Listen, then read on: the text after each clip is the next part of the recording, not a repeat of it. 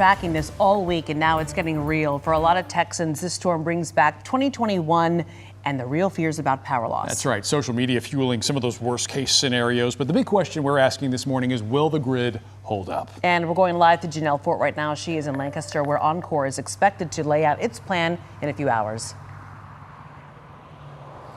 Well, guys, things are definitely starting to pick up here at this Oncor facility as crews continue to get ready for what is expected to be a busy, long, and cold weekend ahead. And this all comes as ERCOT, the state's energy or power grid operator, has issued an advisory for extreme cold weather.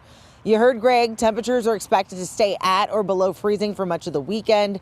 North Texas could be dealing with up to 65 straight hours below freezing, with snow, ice, and freezing rain all possible.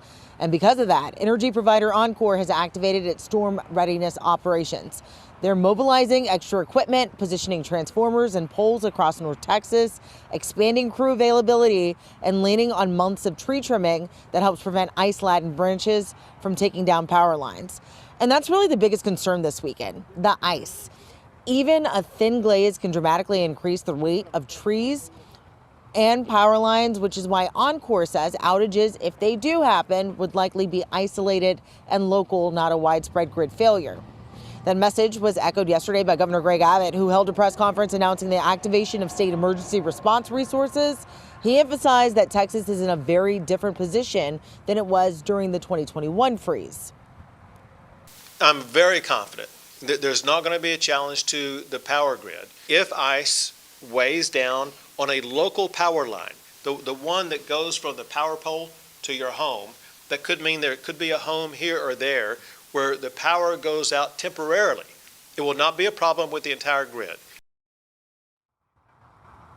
Now, again, later this morning, we will be talking directly with representatives from Oncor about how to prepare for this. They're expected to give tips about protecting your pipes, as well as checking emergency kits and having a way to get alerts if the power does, in fact, go out. Kara. All right, Janelle. Yeah, so just more typical of what we can expect with the actual weather. That's good to hear.